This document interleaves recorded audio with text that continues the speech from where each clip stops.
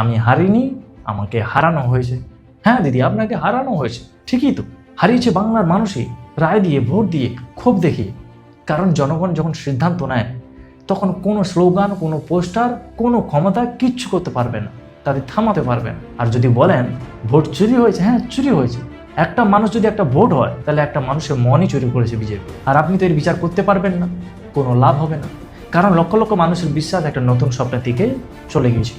আজ বাংলার মানুষ একটা নতুন স্বপ্ন দেখতে চাইছে, একটা বাংলা যেখানে চাকরি থাকবে, শিল্প থাকবে, বিনিয়োগ থাকবে, যেখানে যুবকরা বাইরে পালাতে বাধ্য হবে না, যেখানে মা বোনেরা নিরাপত্তায় থাকবে, যেখানে ব্যবসায়ীরা আর ভয় পাবে না তোলাবাজি থেকে, যেখানে সাধারণ মানুষ মাথা উঁচু করে বলতে পারবে এটা আমার বাংলা, আমি বাংলাকে ভালোবাসি, এটা আমার গর্ব।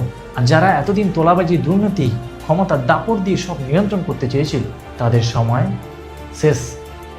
বদলাচ্ছে, কারণ ক্ষমতা চিরস্থায়ী নয়। শেষ কথা সবসময় জনগণই বলে। আর এই ভিডিওটা যদি সত্যি ভালো লেগে থাকে তো লাইক করতে ভুলবেন না। আর আপনি যদি আমার চ্যানেলে ফার্স্ট টাইম ভিডিও দেখছেন তো সাবস্ক্রাইব করতে ভুলবেন না। অসংখ্য ধন্যবাদ।